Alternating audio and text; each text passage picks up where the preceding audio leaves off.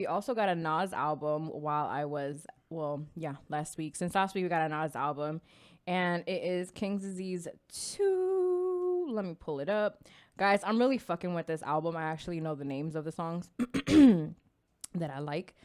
I need to share the first song that I like, of course, is Nobody featuring the Miss Lauryn Hill. I also like No Phony. Yes, sir. I love No Funny Love featuring Charlie Wilson. Love Brunch on Sundays because who don't like a brunch on Sunday? I know I do. I like the You Know the Vibe song because I like that YG is on that song.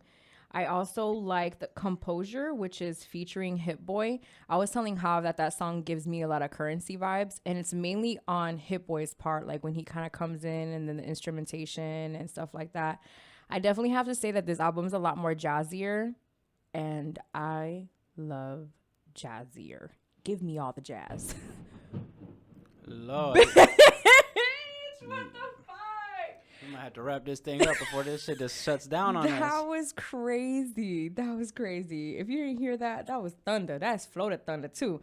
So Composure featuring Hit Boy is a good song that I like. What song that me and Hal were talking about was the M feature. Now you guys have heard me on this podcast numerous times say that I am not an Eminem fan. Don't have him on any top of my list. And I actually don't even care for his features. But he did a good job on this feature, and, you know, it gets played. It gets played. And I want to say because Eminem is like a really big Nas fan. Who isn't? So it's really exciting because I guess this is like the first one that they've worked on together. So congratulations to Eminem. You know, it's always good to meet your idols essentially, and it doesn't really matter what anybody else has to say. So as long as that gets done, you get on their project, and who knows, this album might also get a Grammy as well, like last year's album, like the first one did. Also, it has the legendary EPMD on that. Exactly, and EPMD is on that song as well. So I'm sure he was super excited, you know, just to be on that.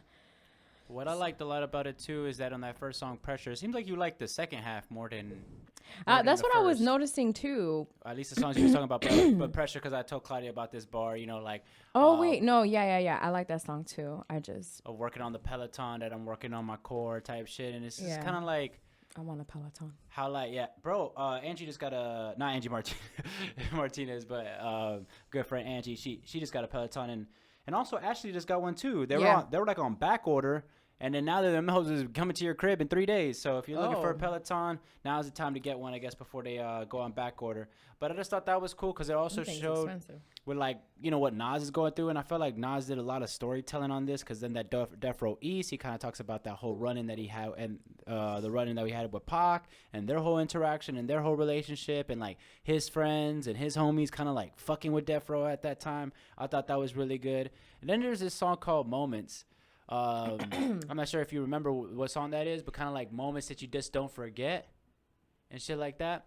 I just thought that was really cool. What's like a moment that you don't forget? Because I know like Claudia fucking is a wizard, or like, ooh, I like this. She has a way of like, she'll listen to a song and then she'll remember the first time she heard it and where the fuck she was. I do. Oh my God. It's like, that's so Raven, but not. That's crazy that you remembered that. Because I tell him, I'm just like, bro, I'll listen to a song and I'll remember exactly where I was when I heard it. Well, okay. So Moments is actually a really good song as well. I really like that one.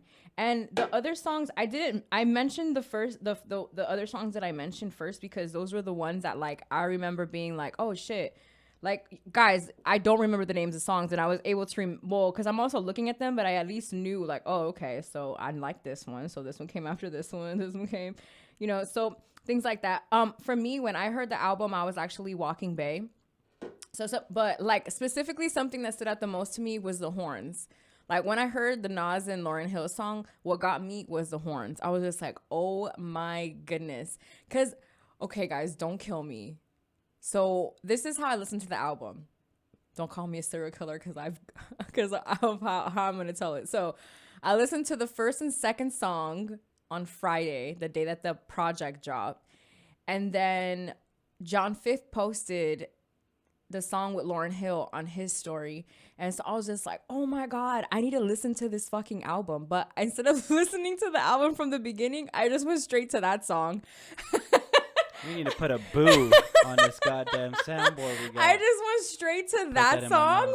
I went straight to that song and was just like, yo, they got me. So I ended up listening to the entire project. And I really liked it. There's some bars that like stand out to me. I just can't like spit, like how Jav has his that is like very specific on like that, the Peloton and things like that. There's some bars that like he says that like you hear and you're just like, damn, you know what I mean? Like I might have to like see them for next week. But for sure, like the songs that I mentioned that I liked, I really fuck with them, and I like the jazziness of it. Oh yeah, and Rare, Nas was in Rare. Nas is kind of, he was just in rare form this whole project. I feel as a Nas fan and being a Nas fan for so many years, I mean like Nas one of the first rappers I was like, that motherfucker is just cool.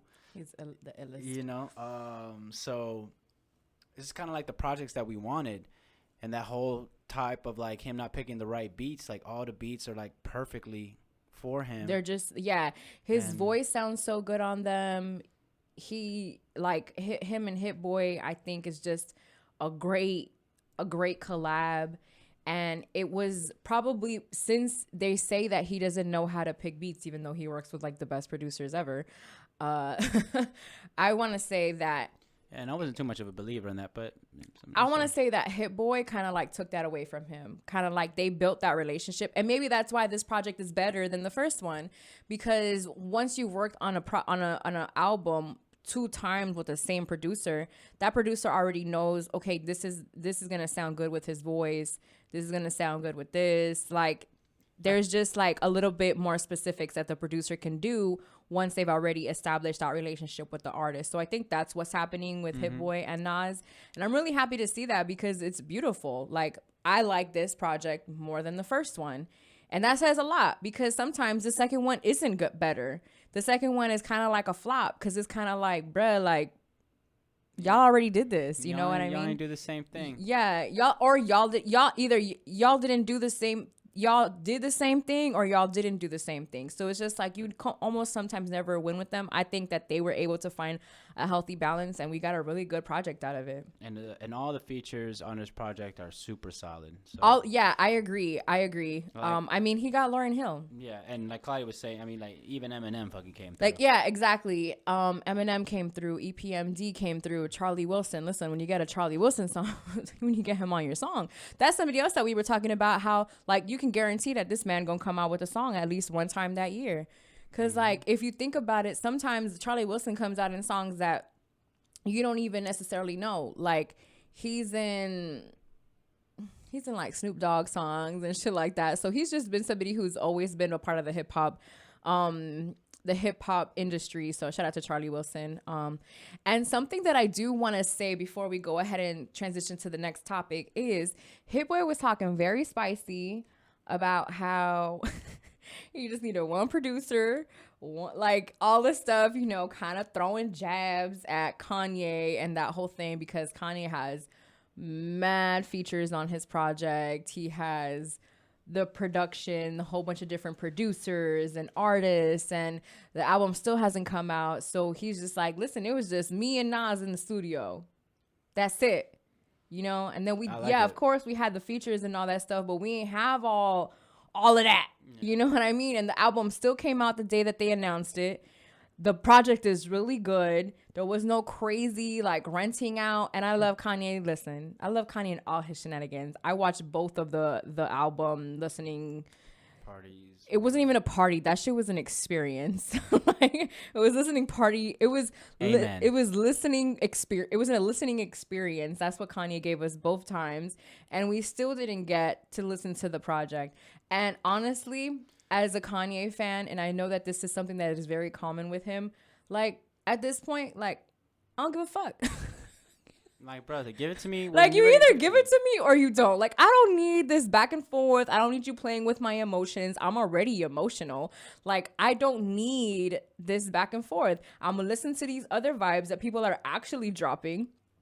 So, and then that's that. And then if you're going to drop Donda, go ahead and drop her. You know, so that's how I feel about that. So I felt like Hit Boy had every right to say what he was saying and talk he could have talked spicier if he wanted to, you know, because it's the truth. You sometimes like you don't need all that extra stuff, and I get it. Kanye is extra, so he does, you know. But it says a lot when you hear. Because now I'm gonna talk shit because I was gonna talk about that project that him and Nas did together. You know what I mean? And it's kind of like you almost as like a Nas fan, and then kind of like knowing the legend that he is, and that for it to not have been what you maybe wanted it to be, like a Kanye and Nas production, kind of just like, did you like that project, Tav? No. Yeah, I didn't either. I thought it was the weaker one from all those releases too, because I love the shit of the Pusha T album, the Kanye and Cudi. The Cudi album was good, and then Tiana Taylor dropped something good. So I thought it was the weaker ones of all those. But to wrap it up, Claudia, go ahead and give this a rating. King Disease 2. Where are you at with it? We won't give it a 9. Give it a 9. There we go. Is that the first 9 we give out? Nah, fuck it. Congratulations to Nas and Hit Boy for making another one.